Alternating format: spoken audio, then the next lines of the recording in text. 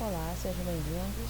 Dando continuidade à nossa aula de terminologia dentro de incidências radiográficas, continuamos falando sobre lateralidades.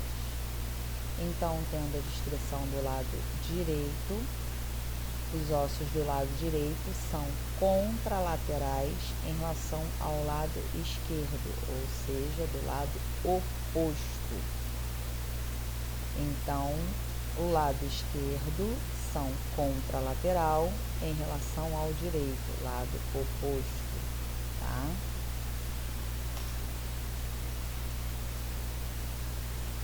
Cefálico em direção à cabeça, podálico em direção aos pés. Então, tanto se eu for localizar uma estrutura anatômica inferior ou superior, né? Quanto quando eu faço a utilização do raio-x, em algumas situações, em algumas angulações desse raio, nós vamos ter a angulação cefálica em direção à cabeça e podálica em direção aos pés. Temos também essa referência cefálico em relação à cranial e podálico em relação ao caudal, mas é a mesma coisa descrita de forma diferente. Então, aqui nós temos a cabeça do húmero é proximal ao crânio em relação à mão. Então, nós temos um eixo, tá? Medial, um eixo central, tá? Temos esse eixo central. E a estrutura mais próxima a esse eixo é uma estrutura proximal, tá?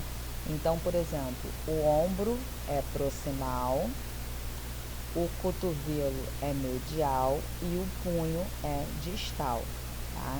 Então, por exemplo, se eu falasse apenas do húmero, a gente ia ter cabeça do húmero proximal, parte medial do húmero e parte distal do húmero, tá? Levando novamente em consideração o plano médio-sagital, tá? A face medial do membro superior, a parte interna, é medial, ou seja, mais próxima do eixo. E a parte externa é a lateral. Mesma coisa com a perna, medial, lateral. Parte interna medial, mais próxima do eixo. Parte externa, lateral, mais afastada do eixo. Lembrando que a mão aqui está em posição anatômica, polegares voltados para fora, a palma da mão voltada para frente. Medial, próximo ao centro ou ao plano sagital. Distal, mais distante da origem ou do início. Cefálico ou superior, em direção à cabeça ou à parte mais alta do corpo.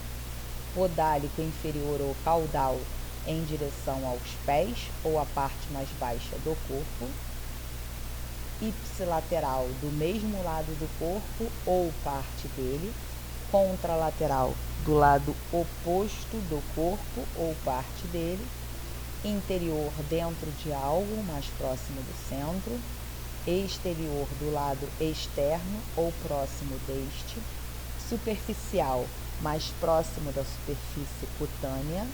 Profundo, mais interno que a superfície cutânea, ou outras estruturas comparadas. Então, aqui a pele é superficial e o osso é profundo.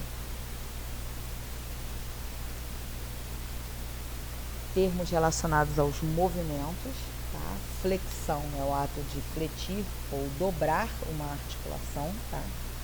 Extensão, estender ou retificar uma articulação. Hiperflexão, flexionar ou dobrar uma articulação ao máximo possível. Hiperextensão, estender uma articulação além de uma posição reta ou neutra. Desvio ulnar, fletir a mão em direção à ulna. Desvio radial, fletir a mão em direção ao rádio. Flexão plantar do tornozelo, estender a articulação do tornozelo movendo o pé e os dedos para baixo. Dorsiflexão do tornozelo, fletir o dorso do pé movendo o pé e os dedos para cima. Eversão, rodar a superfície plantar em direção contrária ao plano mediano. Inversão, rodar a superfície plantar em direção ao plano mediano. E rotação medial ou interna, rotação de uma parte anterior do corpo em direção ao plano mediano. Rotação lateral ou externa, rotação de uma parte anterior do corpo afastando-se do plano mediano. Abdução, um movimento do esqueleto apendicular, afastando-se do corpo ou dos dedos em relação aos outros. Adução, um movimento do esqueleto apendicular, unindo-se ao corpo ou dos dedos aos outros. Supinação, movimento de rotação para colocar a mão em posição anatômica. Pronação, movimento de rotação para colocar a mão com as palmas para baixo. Protação, movimento de uma parte do corpo para frente a partir da posição normal. Retração, movimento de uma parte do corpo para trás a partir da posição normal. Elevação, movimento de uma parte do corpo para cima a partir da posição normal. E depressão, movimento de uma parte do corpo para baixo a partir da posição normal. Circundação, movimentar em forma de círculos. Inclinação, mover para a posição oblíqua em relação ao eixo longitudinal. Rotação, rodar uma parte do corpo sobre seu eixo. Aqui nós temos hiperflexão e hiperextensão, tá? Hiperflexão, dobrar forçando ao máximo, suportado pelo paciente. Hiperextensão, estender, aqui nós estamos falando da coluna cervical, tá? Hiperestender, estender ao máximo, suportado pelo paciente. Sempre tomando cuidado em relação a quando vamos fazer esses movimentos. Nós estamos às vezes falando de região que passou por fratura, passou por lesão, então o paciente sente dor. Então a gente precisa primeiro comunicar ao paciente o que vai ser feito, ver o limite que o paciente suporta, porque dependendo da situação, a gente quer colocar numa posição correta, né, a posição própria para a incidência radiográfica acontecer, mas às vezes, devido à dor ou à lesão, o paciente tem limitação para seguir os nossos comandos e chegar até a posição ideal, tá? Então, às vezes a gente fica bem próximo do ideal, mas tem que parar no limite do paciente, tá? Então, aqui, ó, flexão do joelho, extensão do joelho, rotação medial do pé e tornozelo, aqui no caso é para incidência de tornozelo, e rotação lateral.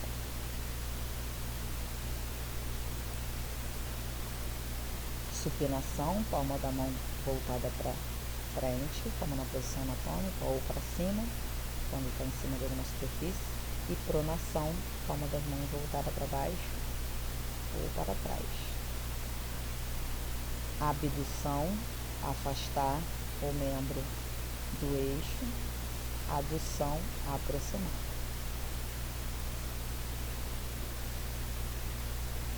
Critérios gerais de avaliação. O objetivo do técnico não deve ser fazer uma radiografia passável ou diagnóstica, na qual estejam evidentes apenas patologias óbvias, mas sim produzir uma imagem ótima, que possa ser avaliada por um padrão definível.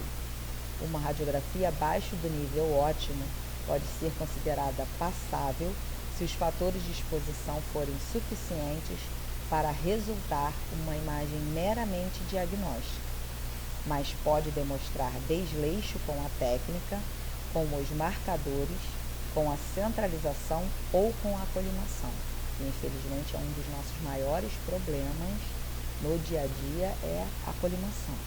Ela é muito ignorada, é feita de uma forma muito aquém do ideal, a colimação, principalmente com os padrões digitais que estão entrando em campo aí. Os profissionais não estão levando os padrões a busca da excelência, né? A busca do padrão ótimo. Tem sido realizadas radiografias medianas para baixo, padrão de qualidade, tendo o sistema digital, que é um sistema que é capaz de fornecer imagens de altíssima qualidade. Tá? E a colimação é um dos fatores mais complexos e o que a gente vê de mais incorreto na maioria dos procedimentos é a colimação. Tá? Então, continuando, também pode haver outros descuidos, tais como não estar alinhado com o eixo longitudinal do filme, distorções desnecessárias pelo posicionamento impróprio do foco objeto-filme, questões de atendimento do paciente, questão de esclarecimento em relação ao procedimento que vai ser realizado. Às vezes a gente vê o profissional, ele não orienta o paciente sobre o que vai ser feito, o paciente não sabe exatamente o que vai acontecer, o paciente fica receioso. Às vezes o profissional não dá nem um bom dia, nem um cumprimento direito, consegue falar com o paciente, fazer todo o procedimento e dispensar o paciente sem nem sequer levantar o olhar, sem sequer olhar nos olhos do paciente. Às vezes acaba de fazer o procedimento e já não sabe mais o nome do paciente, porque o atendimento é feito de forma muito corriqueira, né? Muito rotineira.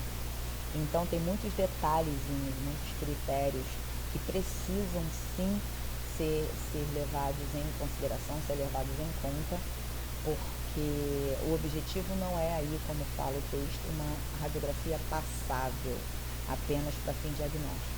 O objetivo é um ótimo padrão, porque nós temos todos os méritos tecnológicos, nós temos imagem digital, nós precisamos ter conhecimento da anatomia solicitada, nós precisamos ter conhecimento do procedimento que precisa ser realizado, porque o objetivo é um padrão de excelência, um padrão ótimo. O passável não é aceitável. A precisão do posicionamento inclui, primeiro, a colocação correta da parte a ser demonstrada sobre o chassi, de forma que toda a anatomia a ser visualizada esteja dentro das bordas colimadas e não irradie partes desnecessárias. Então, por exemplo, uma vez que estamos fazendo uma estrutura de um eixo longo, como por exemplo antebraço, perna, coxa e úmero, nem tanto, por ter um osso muito longo, nem sempre dá para fazer uma estrutura de uma vez só, tá? Mas toda vez que estamos fazendo um eixo longo, tanto do membro superior quanto do membro inferior, a gente precisa incluir as duas articulações de extremidades dessa região. Então, em perna e antebraço, na maioria massacrante das vezes, nós conseguimos fazer isso em apenas 2 exposições, ou seja, a rotina básica. Tá? Quando a gente fala em fêmur ou úmero, a gente às vezes precisa fracionar por ser uma estrutura grande que não vai caber no nosso maior filme. Então, por exemplo, fêmur, a gente vai fazer 2 incidências da parte medial de fêmur para joelho, para mostrar a articulação do joelho. Aí a gente faria, vamos supor, as incidências básicas, tá? AP, PT. Quando a gente fosse fazer a região do quadril, o quadril a gente não faz como rotina perfil, porque se a gente fizer um posicionamento em perfil no mesmo padrão do joelho, a gente vai ter o outro quadril do lado oposto, sobreposto à nossa estrutura, tá? A nossa região do quadril. Então não é muito comum realizar como rotina de padrão. A gente normalmente faz quadril apenas o AP, tá? Mas, por exemplo, se for para visualização de úmero, a gente não vai incluir todo o quadril. A gente vai fazer apenas demonstrando um pouquinho superior, que é um pouco dos ossos do quadril, porque a estrutura demanda a articulação coxo-femoral, que é a articulação do quadril. Então, seria feita novamente 2 incidências, da segunda incidência, né, para visualização dessa região. Então, a gente faz uma parte medial para joelho e a outra parte medial para coxo femoral. Mesma coisa com o úmero. Aí aqui a gente tem em relação ao numerador, né, ao identificador da radiografia, tá? Nos processos digitais, às vezes essa identificação é colocada no computador, tá? Então aqui a gente tem a visualização, essa numeração está do lado esquerdo, porque esse paciente está em posição anatômica, então ele está ao oposto da minha posição. Então eu estou de frente para a tela, né? Então eu estou de frente, essa identificação virada de frente para mim, ela consta do meu lado esquerdo, porque quando foi realizada, ela estava do lado direito. Percebam que ela, do lado direito, a paciente está em PA, esse numerador vai ficar em PA também, então se eu pudesse visualizar ele da forma com que ele está, ele estaria ao contrário, né? Porque quando for feita a visualização e essa imagem ficar de frente para mim, ou seja, em posição anatômica, ela vai estar do meu lado direito, porque de frente para mim, os lados são contrários. Aqui nessa visualização está em uma posição AP, então a identificação também está em AP, então na posição anatômica está do meu lado direito, porque está ao inverso da minha visualização, tá? A identificação do paciente sempre fica colocada do lado direito do paciente, sempre. Isso é inalterável. Por exemplo, aqui em PA, o lado direito é esse, aqui em AP, o lado direito é esse, tá? Para que quando for feita a visualização, o numerador fica sempre de frente, do lado esquerdo. Direita de quem faz, esquerda de quem vê, tá? Quando é feito em ortostática, o numerador na parte superior. Quando é feito deitado na parte média, sentado, desculpa, na parte média, quando é feito deitado na parte inferior, tá? Essa parte medial, essa parte sentada, ela sofre algumas alterações, porque normalmente o paciente sentado, ele está em cadeira de rodas e às vezes o risco de colocar o numerador numa região central e ele pegar em cima da estrutura anatômica é muito grande. Então nós fazemos certinho do lado direito, mas colocando na parte superior, tá? E colocamos uma observação relatando que o paciente estava sentado em cadeira de rodas. Com o paciente deitado, normalmente quando a gente faz em situação de leito, o tórax, colocar deitado na parte inferior do filme, a gente tem muita possibilidade de perder o numerador, né, de embolar na roupa de cama do paciente, a gente perdeu o numerador, ou dele pegar em cima da estrutura anatômica. Então a gente coloca do lado direito, na parte de cima, na parte superior, porque o médico já sabe que esse paciente está acamado. Rotação. A precisão do posicionamento requer que a parte que está sendo radiografada seja corretamente posicionada, de forma que a incidência ou posição específica realizada visualizará a parte do corpo precisamente conforme planejado. A técnica radiográfica e o movimento do paciente durante o exame também são fatores que influenciam na qualidade radiográfica. Então, a gente precisa ficar muito atento se o paciente está posicionado de forma padronizada. A identificação deve ter, no mínimo, a data e o número do paciente. Em alguns serviços, podemos encontrar um identificador automático. Esse dispositivo requer um chassi especial que contém uma janela em um dos cantos, normalmente em um sistema digital, protegida por uma janela de chumbo que mantém virgem aquela parte da imagem, para a posterior marcação dessa identificação. Em alguns locais tem um timbre do estabelecimento e a gente acrescenta as informações depois. Após a exposição, antes da revelação, o chassi com a janela voltada para o identificador deverá ser inserido no mesmo para a marcação dos dados do paciente. Uma identificação correta diz que o numerador deve estar à direita do paciente ou da parte a ser radiografada e à esquerda no momento de observação da radiografia. AP, numerador em AP, à direita do paciente ou da parte a ser radiografada, se for em ortostática na parte superior e em decúbito na parte inferior do chassi. PA, numerador em PA à direita do paciente ou da parte a ser radiografada, se for em ortostática, na parte superior do chassi e em decúbito na parte inferior do chassi. Lateral ou perfil, esquerdo ou direito, o numerador em PA do lado direito do chassi, na visão do operador, se for em ortostática na parte superior e em decúbito na parte inferior do chassi. Oblíquas AP e PA seguem as regras geral do AP e do PA, à direita do paciente ou da direita da parte radiografada, já que apesar do corpo estar em posição oblíqua, é preservada a entrada e saída do raio central na região AP ou PA. AP em decúbito lateral, PA em decúbito lateral, o lateral em decúbito dorsal e o lateral em decúbito ventral, todos com a entrada do raio central horizontal. Numerador em AP para incidências AP e numerador em PA para todas as outras, colocado na margem superior entre os dois vértices do chassi, duas pontas. Esta colocação se deve ao fato de mostrar ao médico a posição de decúbito em que o paciente estava no momento da radiografia.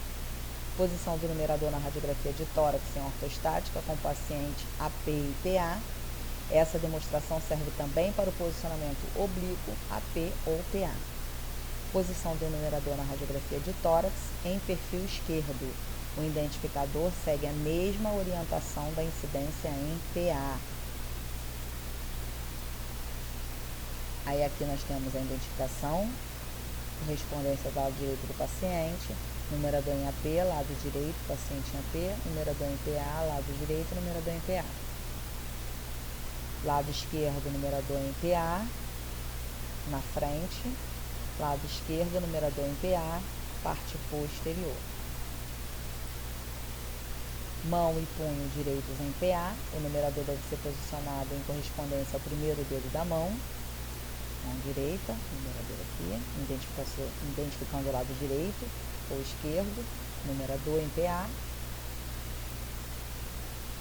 Mão e punho esquerdo em PA, o numerador deve ser posicionado em correspondência ao quinto dedo da mão em PA. Quinto dedo da mão esquerda.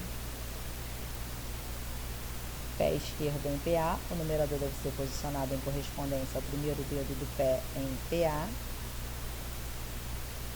Pé direito em PA, o numerador deve ser posicionado em correspondência ao quinto dedo do pé em PA.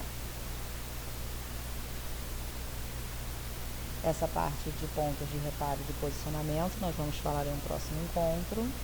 Até a próxima.